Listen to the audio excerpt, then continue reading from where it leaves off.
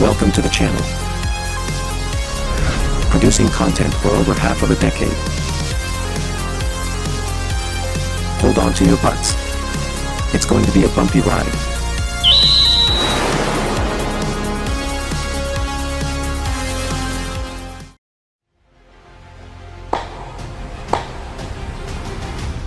Brilliant.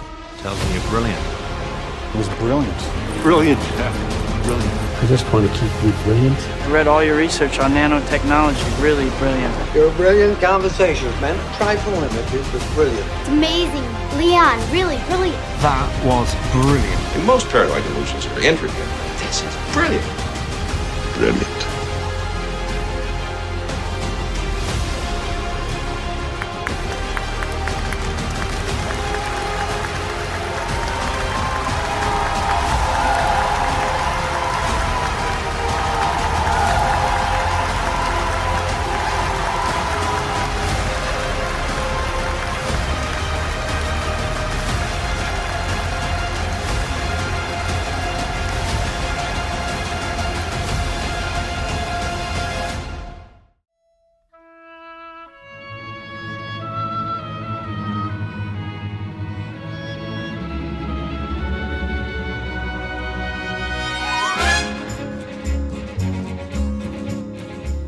Blazing Saddles, released in 1974, and stars Cleavon Little, Gene Wilder, Harvey Korman, Slim Pickens, and many more, in a classic Western comedy that broke down the massive wall of political correctness, with raunchy humor that definitely wouldn't fly in Hollywood today. The film was brought to life by director Mel Brooks, who made his name in the business by making spoof movies that personally I loved growing up. In Blazing Saddles, we are immediately thrown into a confrontation between, rail workers and, their employers. Dock that chink a day's pay for napping on the job. Yes, sir. When Lyle, played by Burton Gilliam, does a shitty job of encouraging his staff, What the hell is that shit? a showdown through song breaks out, until Taggart, played by Pickens, breaks it up and picks out Charlie, played by Charles McGregor, and our main character Bart, played by Little, to check out a quicksand trap possibly obstructing the path of the tracks. After a brief scare, Bart takes his frustrations out on the back of Taggart's head. Tell him what I said. Ow!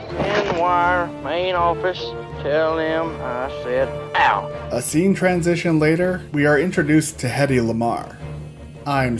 Hedley Lamarr, played by Corman. He goes into detail with Taggart about a devious plan to build a railroad through the town of Rock Ridge. Rock Ridge, splendid.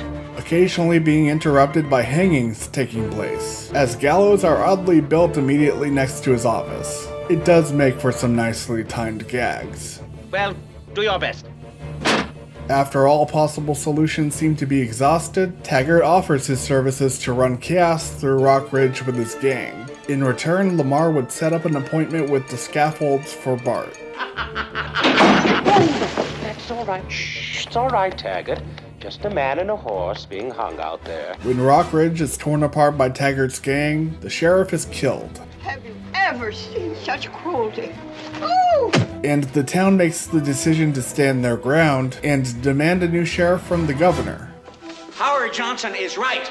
That's when we are introduced to Governor Lepetame, played by Mel Brooks himself. Hard at work, well, hardly working alongside Hedy. It's not Hedy, it's Hedley Lamarr. I'll get it right next time, I swear. The message from Rock Ridge is read, and an idea stirs in Lamar's head, followed by an amazing breaking of the fourth wall moment. Why am I asking you? Hedy, last time I promise, convinces the governor to make Bart the new sheriff, fully expecting a cold reception from the town, which does appear to be the case upon arrival. Lucky for Bart, the townsfolk are easily duped. Hold it. Hold it, man. He's not bluffing. He's just crazy enough to do it. Isn't anybody gonna help that poor man? They are so dumb. However, that doesn't stop them from sending their letter of grievance to the state. In the meantime, Bart gets to work and meets Jim, played by Wilder, a jailbird with an unfortunate drinking issue, among other problems. Look at that. Steady as a rock. Yeah, but I shoot with this hand. During a game of chess, a friendly conversation reveals each character's history. Jim reveals his former alias, the fastest hands in the West, the Waco Kid.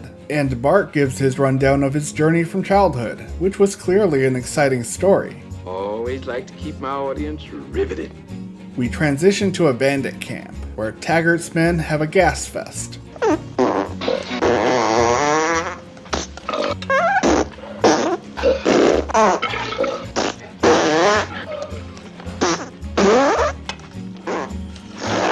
And it is decided to send Mongo, played by Alex Karras, to Rock Ridge to neutralize Bart. When the Brute arrives in town, the locals are alerted, and like a one-man wrecking ball, Mongo terrorizes the saloon. Never mind that shit.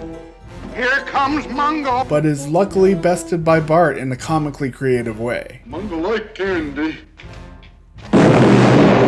Running out of possible solutions, Lamar makes the call to Lily Von Stoop, played by Madeline Kahn, to seduce Bart following a short musical performance. This doesn't achieve the desired result, and Lily ends up falling for the sheriff instead. Another one of Lamar's plans having failed, we return to Rock Ridge where Bart lets Mongo free. And in turn learns of our antagonist's nefarious plans for the town. Bart and Jim set off to get some assistance from the sheriff's old friends. And after Taggart's group arrive on the scene, we get to witness the hotshot skills of the Waco Kid at its greatest form in one of my favorite scenes from the flick.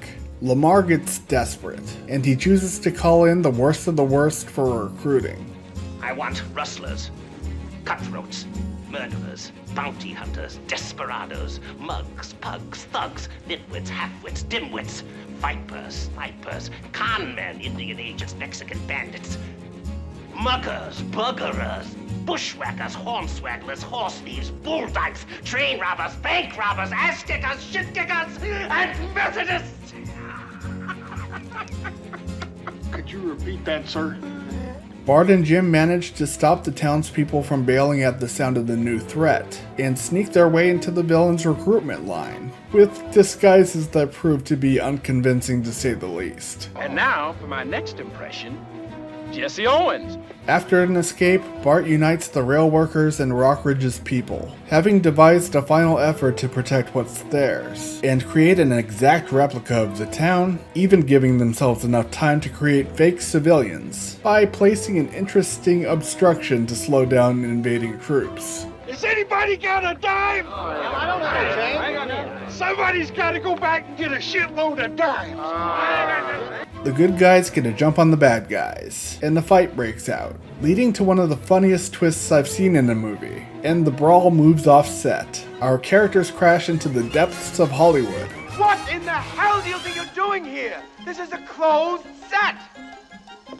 Piss on you. I'm working for Mel Brooks. In the midst of the scuffle, Lamar appears on the scene, and immediately makes his retreat to a nearby theater, that just so happens to be screening Blazing Saddles. Unfortunately for Hetty, he is pursued by Bart, and in the final showdown, Bart lays out Lamar, he and Jim sit down and enjoy the final moments of the movie, complete with a closing speech and an escort to end the flick. This is by far one of the greatest comedies in the history of cinema. It reached the peak of creative storytelling, with excellent writing, likable characters, stakes and resolutions that made sense. Well, most of them. And Blazing Saddles is without a doubt brilliant.